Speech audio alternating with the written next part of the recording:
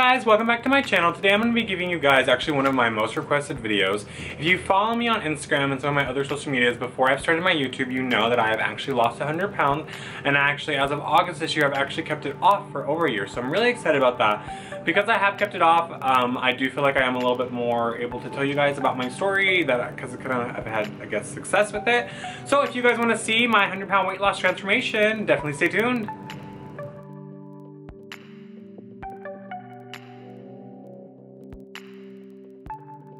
Alright guys, so we're gonna make this pretty simple. I don't know a lot about fitness. I'm gonna be honest, I know the very, very basics. You know, working out, the, couple groups of muscles that you need to work the most, this and that.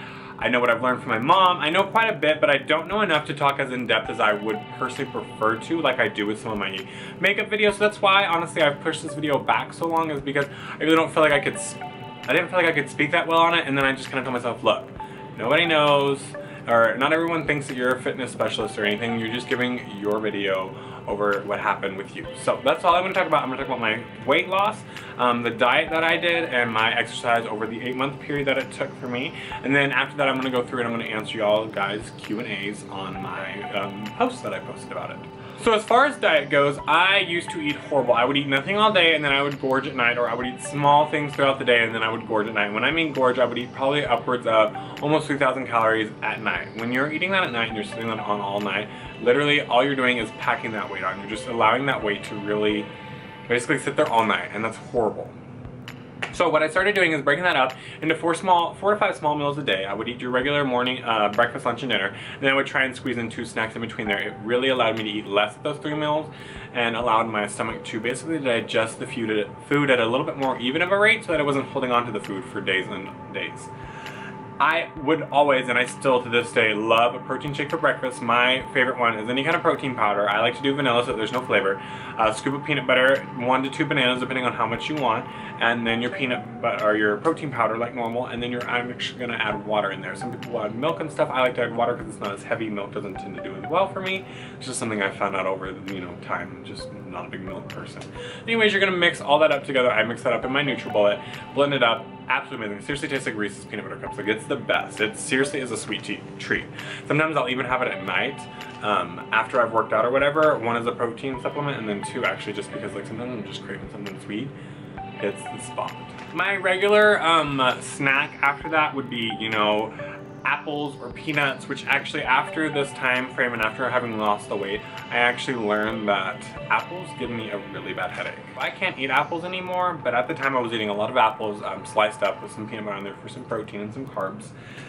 Or I would do like a protein bar or a trail mix of some kind. I would try and keep it light, not too much sugar, because if I get too much sugar, my blood sugar crashes really bad during the day. So I have to be sure that I eat things in small increments of sugar so that it slowly digests throughout the day. And then after that, when I would get home, I would eat cabbage soup usually, some kind of like soup, something easier to eat, something I could eat a large quantity of and it not have a lot of calories, because I was starving after I would work out, but I didn't want to eat all those heavy calories, or like I didn't want to eat like 3 chicken breasts and have all those calories as well as all that heavy stuff to digest. So I would eat a huge, and I'm talking like a big old bowl like this big of cabbage soup, because I love cabbage soup. So I would just change the seasoning on it, change it up, put a little meat in there sometimes, some potatoes, just whatever I was feeling. But I would usually use soup of some kind as a base, or like a really heavy chopped salad. Like I would just take all kinds of vegetables and just chop them up, throw them in a bowl, stir it up with some of my favorite dressing, and call it good.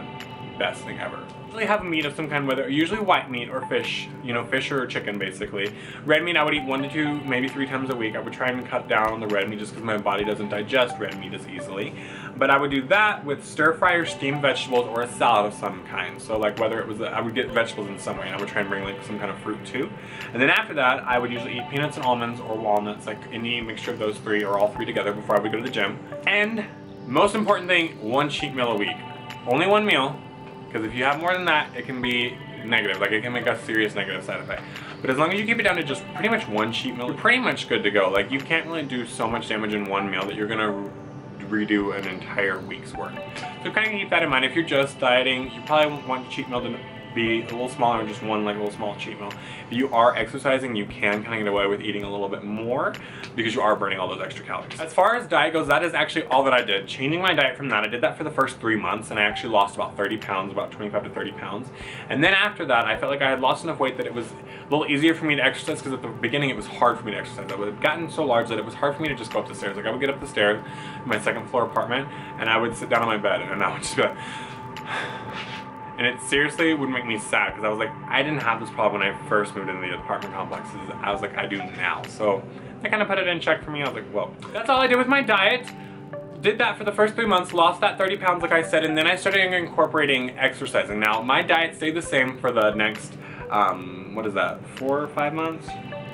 For the next 5 months, my diet did stay the same. It was literally the exact same. Every now and then I would eat more after I would work out to kind of compensate, depending on if I was heavy lifting or if I was doing heavy cardio.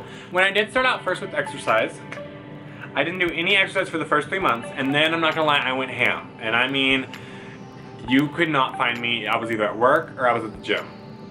And very rarely was I ever at home or doing anything else. I'd go out occasionally. Like I would go out once every 3 months or so.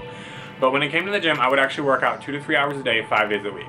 I actually started at a studio where they had like a bunch of different classes you could do. They didn't have any like regular like free weights and like machines and stuff. They taught a lot of classes. So what I like to do, working with your body weight. So as I lost weight, the workouts became easier, but I was able to do them more intensely. High intensity cardio, of course, to really help burn that fat. I really wanted to burn that fat before I started building the muscle, but I wanted to build a little muscle. Did a lot of bar inspired classes, Zumba, body pump, which is kind of like lighter weights, faster reps. So it was great for me because I wanted to keep the muscle, but I really wanted to get rid of excess fat. I did that for the last 5 months from, let's see, March up until August. My birthday was on August 2nd, so I wanted to try and lose 100 pounds by then. I didn't wind up losing it until about a week or so after my birthday.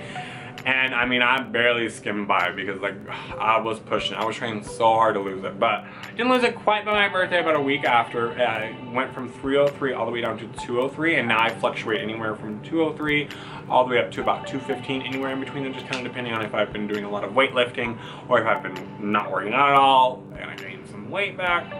But I do kind of keep that in check. I have maintained my weight loss for a year now. As of August, we'll say August 2nd of 2014, I guess.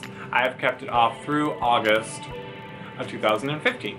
It's a pretty big accomplishment for me. I'm really excited about that. It's honestly something I had struggled with for a long time, and when I mean a long time, like I used to cry myself to sleep when I was a kid about like the way I felt about my weight, the way people would treat me with it, and it's just honestly my mood's changed. I'm a much better, like I have a much better personality. I feel like I'm a little bit more upbeat. I'm not as sluggish sometimes. Don't get me wrong. I'm a Netflix and chill kind of guy. Like that is all I want to do all the time. I never want to do anything. But it's no longer because I can't or because like it would physically like hurt me to do things. Like I don't want to do anything because I just genuinely don't want to do anything. You know what I mean? Sometimes. Thanks so much for watching, guys. Be sure to like and comment below and let me know down in that comment section what else you guys are wanting to see. Subscribe, and remember, it's your life. Make it beautiful.